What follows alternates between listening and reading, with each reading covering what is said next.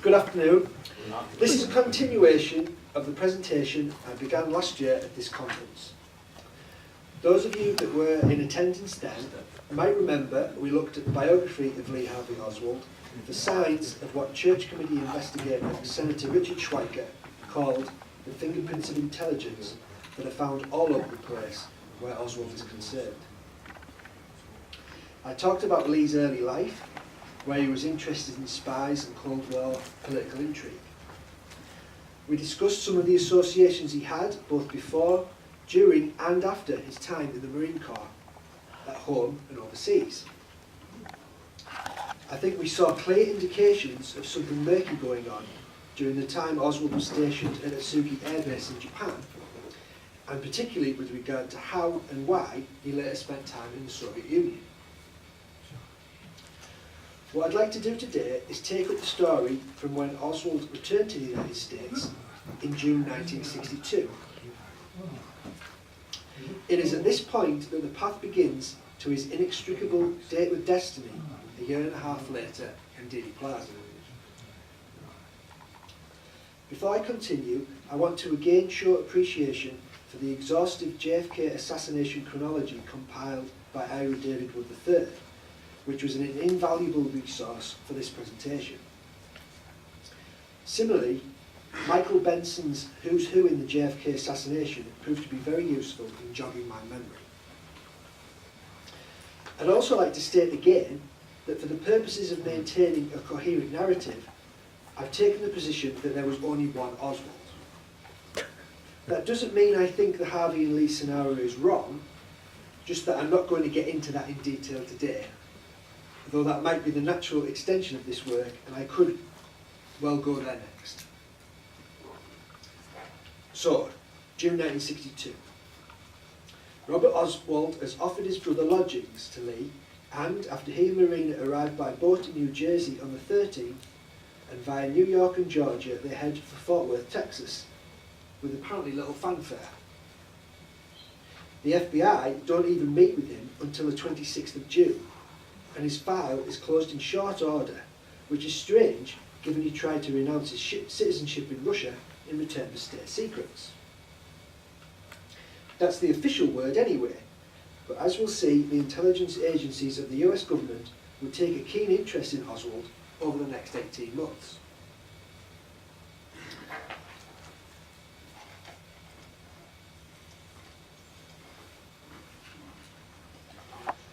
At least one person would take a particular interest.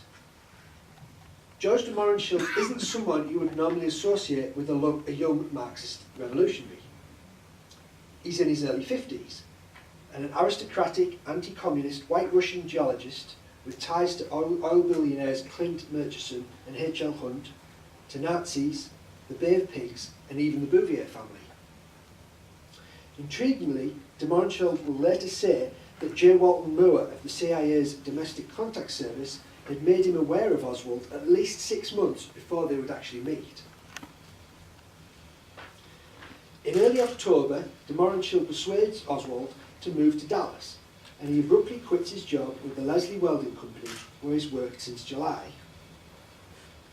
Oswald's mother, Marguerite, will later say she had the impression that de Mohrenschildt had already arranged a job for her son in Dallas. And lo and behold, he begins work at Jaggers Charles Stovall on October 11th.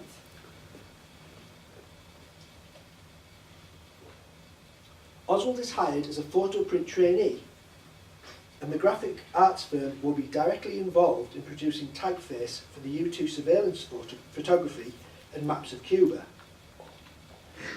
This would seem an unlikely place for someone of Oswald's supposed background to get work.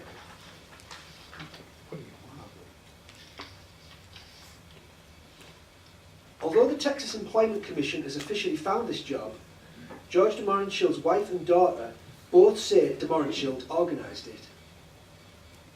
JFK is shown the first photographs of the Soviet missile build-up in Cuba on the morning of October 16th. During this period, there is no known record of where Oswald is living, and after work each day, he disappears and is not seen again until the next morning. He and Marina end up being apart for much of this time and into the new year.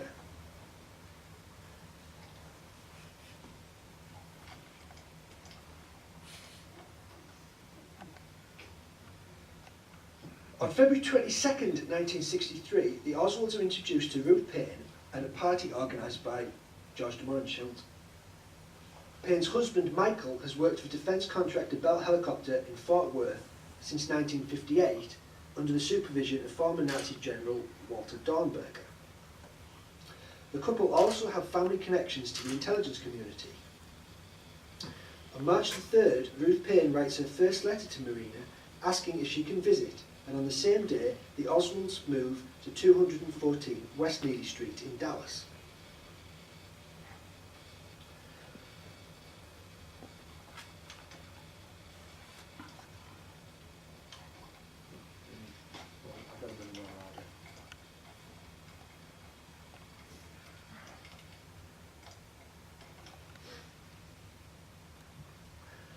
Nine days later, the records suggest that clients of Chicago is sent both a money order in the name of A. Hedel and a clipped coupon from the February issue of American Rifleman. That's the money order.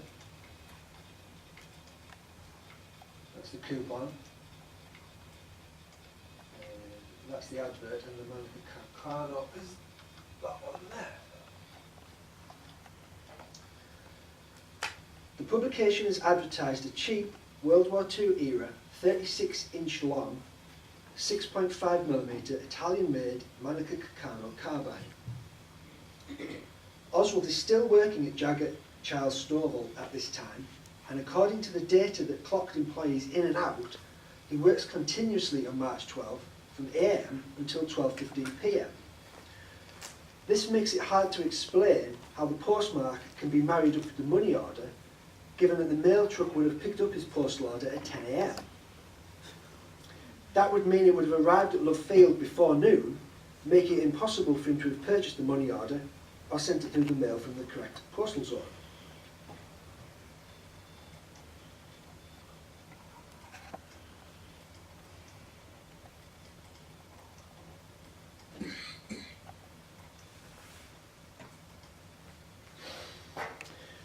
On March the 20th, a 40.2-inch 6.5mm Manica Carno, serial number C2766, is delivered to P.O. Box 2915, Dallas, Texas.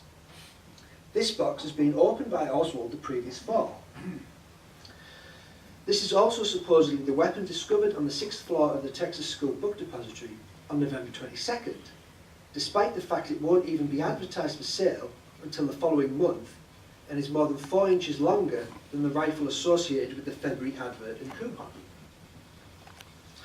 Whether those 4 inches would allow someone to hold it vertically under the arm while cupping the other end in the palm of the hand is an open question. Amazingly, though it was ordered on a different date to the rifle, on exactly the same day, a Smith & Wesson .30 2-inch Bauer revolver arrives at Oswald's Dallas P.O. Box from an entirely different order company on the West Coast, Seaport Traders of California. That's the order coupon. And that's the actual revolver. It is again addressed to A. Hedel. This is the gun that will be in Oswald's possession when he's arrested in the Texas Theatre.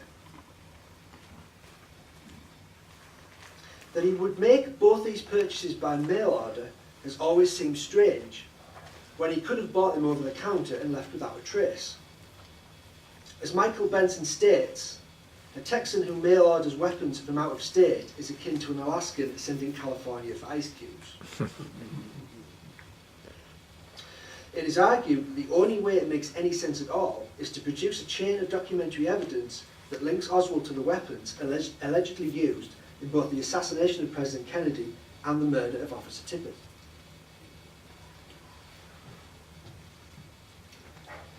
Interestingly, in early 1963, both Klein Sporting Goods in Chicago and Seaport Traders in Los Angeles were under investigation by a US Senate subcommittee chaired by Senator Thomas Dodd of Connecticut for practices in shipping firearms.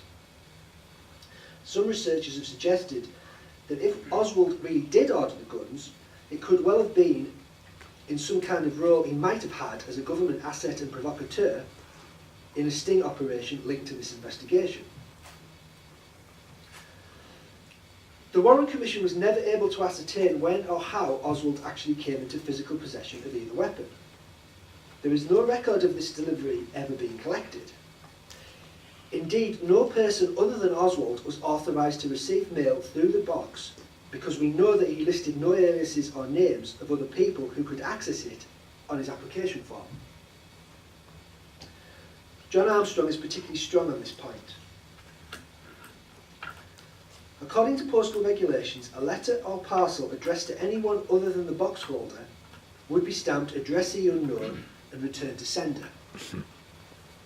They never explained why or how Oswald was able to pick up a package that contained a firearm from the post office without filling out a postal form 2162, which was required to be filled out by both the shipper and the receiver of a firearm. They never asked Klein's nor the post office for a copy of this form, which was required to be kept by the post office for 4 years.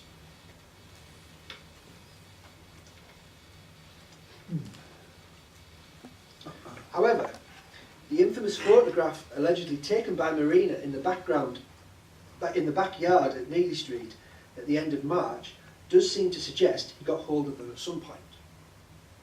That's, of course, if they are genuine. Many people think they're forgeries due to suspicious crop marks, sizing issues, the stance, inconsistent shadowing, and dubious testimony on its provenance. The best example of that is Marina couldn't get the explanation of how she actually used the correct camera to take the photograph. On his arrest, Oswald would claim that he never owned a rifle and that the photo in question was a fake, and in time he could prove it, having worked previously in photography. This is likely a reference to his employment with Jagger Charles Stovall, and perhaps not coincidentally, Oswald is asked to leave that job on the 6th of April, allegedly for using company equipment for his personal use. Just four days later, while he sits behind his desk at home, around 9 p.m, a shot is fired through the window of retired US Major General Edwin Walker. Walker had been forced into retirement by the Kennedys for spreading right-wing propaganda in the military. To start, compare the two shootings by rifle as described by the Warren Commission. Oswald cannot hit a sitting duck from less than 100 feet away on April 10th. But less than 8 months later, he is able to hit a target moving left to right from at least 75 feet further away. On top of that, he then scores with his best shot of all while the limousine is travelling downhill and another 90 feet down the road. This is the same logic that suggests one bullet can go through two human beings, breaking bone, ripping through several layers of tissue and clothing while emerging relatively unscathed, while another bullet from the same batch shatters into hundreds of pieces when it hits the skull. I'm no expert on gunfire and ballistics, but I do think I have a degree of common sense, and neither scenario makes any sense to me. The ballistic evidence itself doesn't help to make this case either. FBI spectrographic analysis, deemed inconclusive by Director Hoover, is withheld from the public until 1975. According to researchers, the bullet recovered in the assassination attempt on General Walker does not match either CE-399 or two fragments recovered from President Kennedy's limousine. The Warren Commission's linking of Lee Harvey Oswald to the General Walker assassination attempt is seriously weakened. Contemporary news stories and documents quote Dallas police as saying the slug recovered from the scene was identified as a 30.6 and steel jacketed, as opposed to the 6.5mm copper bullets supposedly used in the Kennedy assassination. Yet the Warren Commission's Exhibit 573 does look a lot like CE-399, the magic bullet.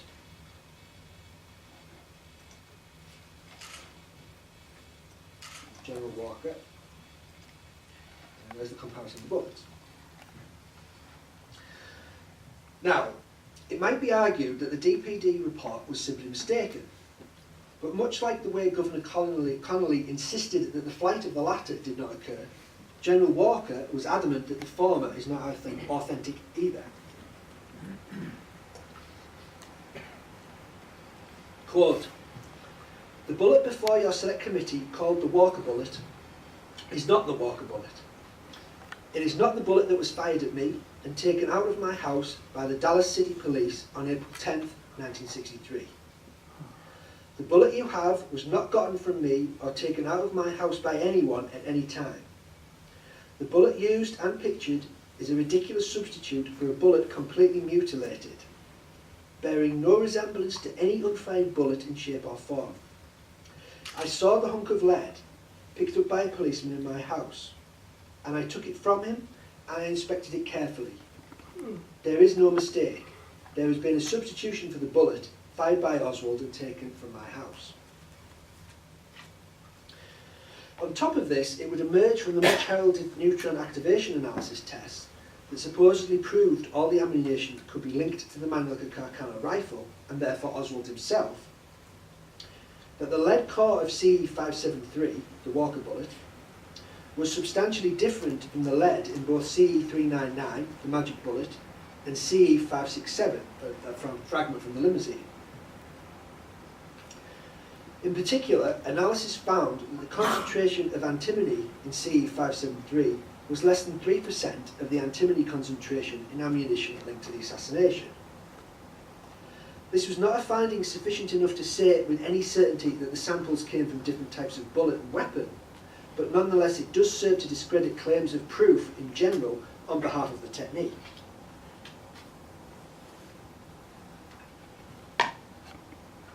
There is further evidence to suggest Oswald didn't shoot at Walker. The police always believed it was the work of several men, until Marina incriminates her husband after the assassination. The famous note telling her what to do if he is caught does not specify what he might be caught doing. And to quote Benson again, "Since Marina was in a precarious position after Lee's arrest in Dallas, assassination researchers suspect she was used. Firstly, there was the issue of her poor English, potentially causing her meaning to be lost in translation, either by accident or deliberately, and theoretically she could have been threatened with deportation if she didn't tell law enforcement officials precisely what they wanted to hear. None of the testimony of Marina Oswald before the Warren Commission would have been allowed before a court of law.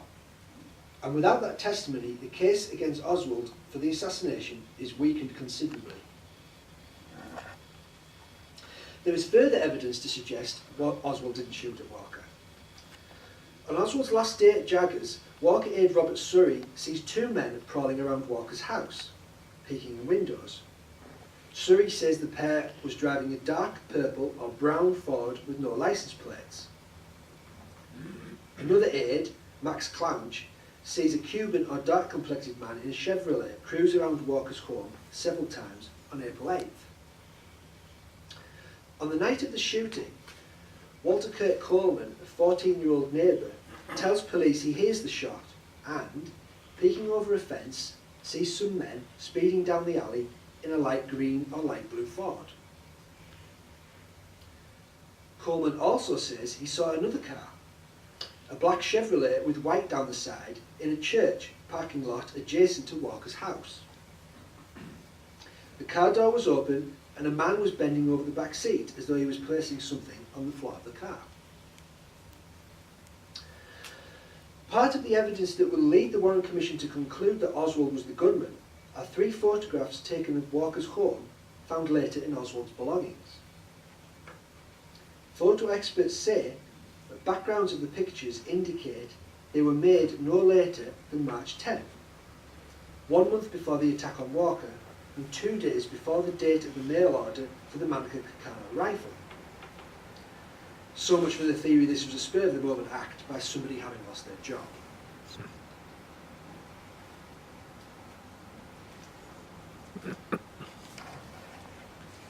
In one of the photographs is a 1957 Chevrolet in Walker's driveway. The photo, as shown in Warren Commission Exhibit 5, has a hole in it obliterating the car's licence number. It will later be proved that the alteration of this photograph must have occurred while it was in the hands of the authorities, when a photograph of collected evidence in Police Chief Jesse Curry's book Assassination File shows no hope. Interestingly, according to yet another former Walker employee, William McEwen Duff, Jack Ruby visited Walker's home on a monthly basis between December 1962 and March 1963. Next, in perhaps the slowest getaway in history, it is more than 2 weeks later that Oswald leaves Dallas for New Orleans. Marina tells the FBI and Secret Service that it was indeed an escape, but since he had relatives in New Orleans, it isn't a stretch to believe that the move was due to his just becoming unemployed. Or maybe there was more to it, especially since the influence of Ruth Payne was now clearly beginning to advance, as Marina moved to leave and live with her in Irving. Meanwhile, in Louisiana, Oswald stays with his mob-connected aunt and uncle, and on the 9th of May, at least according to the Warren Commission, he applies to a newspaper ad and is hired by the William B. Riley Coffee Company, located at 640 Magazine Street.